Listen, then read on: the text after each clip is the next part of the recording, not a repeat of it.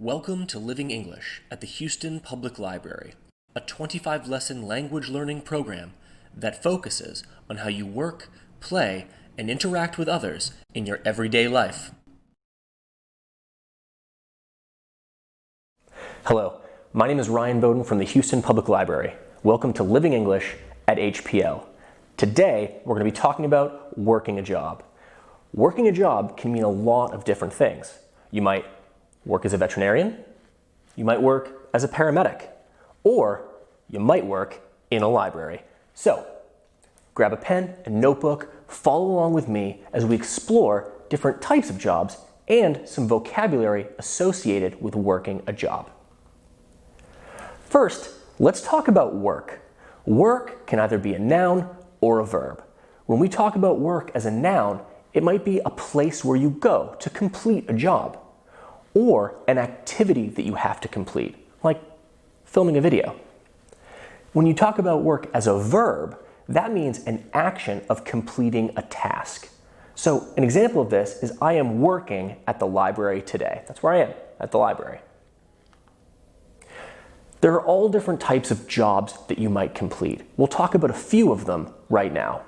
So you might be a construction worker and work on a construction site, building homes or office buildings. You might be a bank teller. You might work behind the counter of a bank, helping people get their money. Or you might be a chef, which is pretty cool, and work in a kitchen where you make delicious food.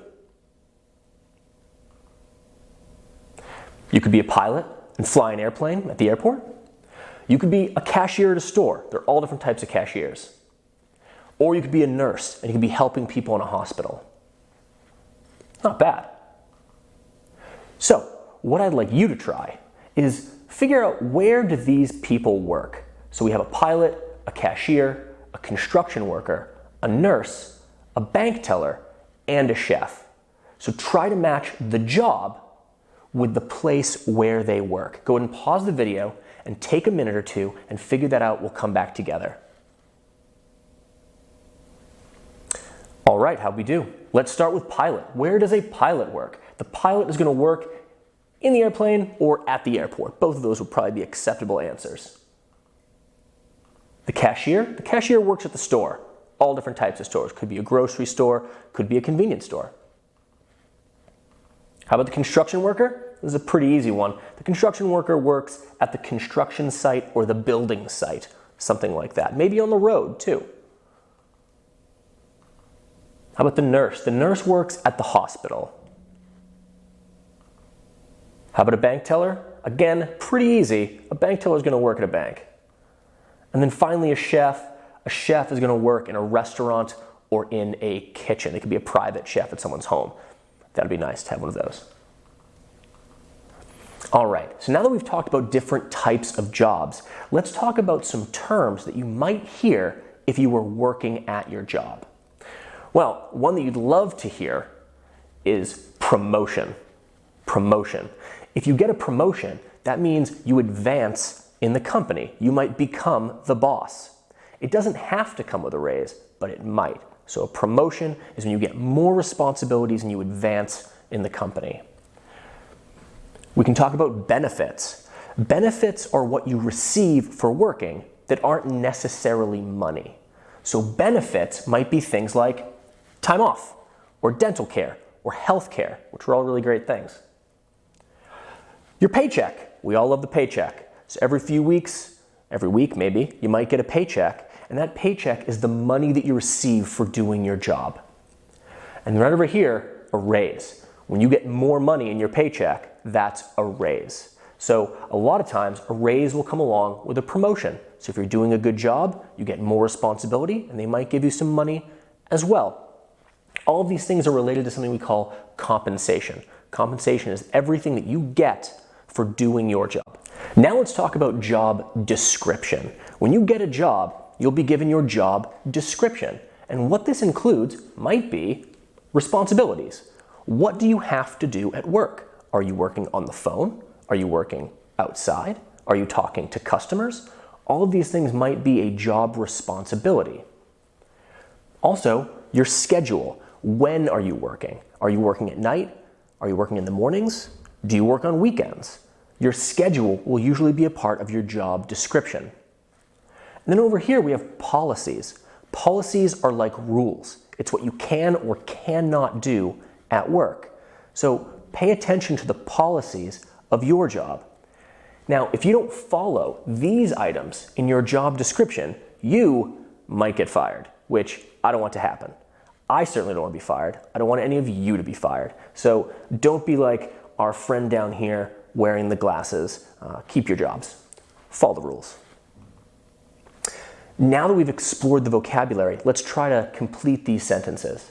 So we have 3 sentences up here, and then we have a number of vocab terms. We have promotion, paycheck, benefits, raise, and compensation. So go ahead and choose the correct word. Pause your video. I'll give you a second. All right, here we go. I receive my paycheck every 2 weeks. Usually you're paid on a schedule, so get your paycheck every 2 weeks. 2, I have done such a great job that I received a promotion. I got a promotion at my job. And then 3, my benefits include dental care and vacation time. That's pretty sweet.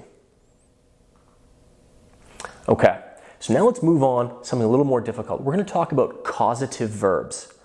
Causative verbs are all about how we cause something to happen.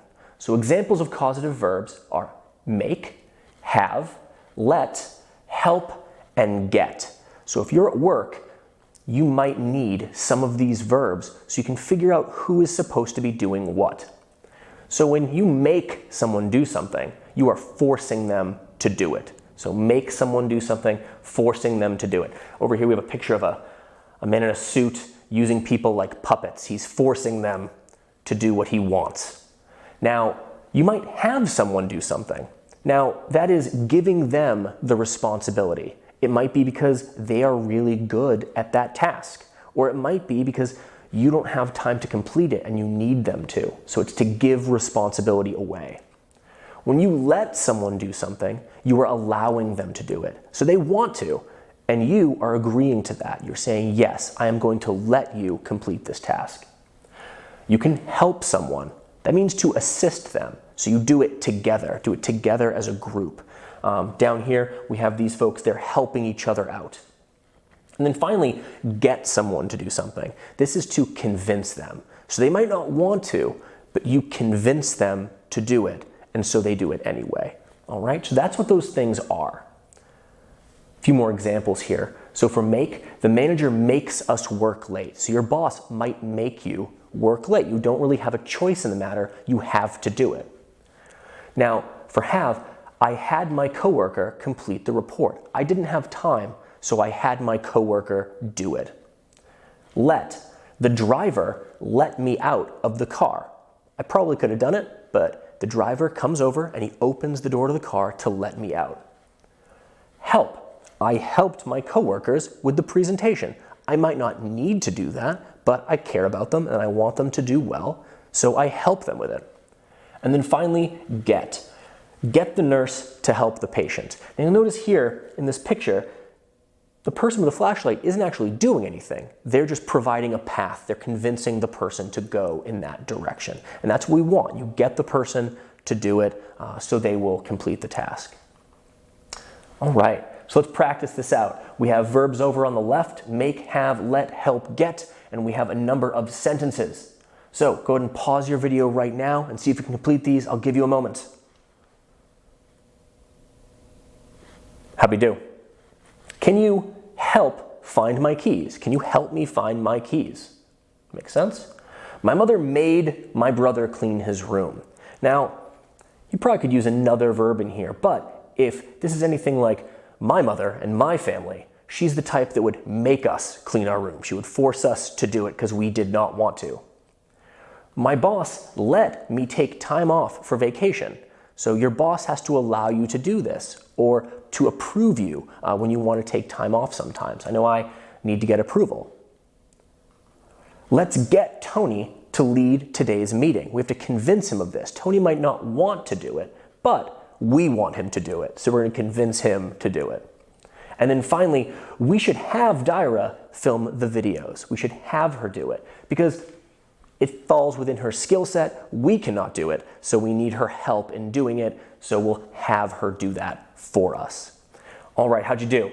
I hope you did well on all of the practice activities and you learned a little bit about working a job today. If you didn't get all the answers, go back, try again. We hope to see you back here soon. Check for more content. Again, I'm Ryan Bowden from the Houston Public Library. Have a great day.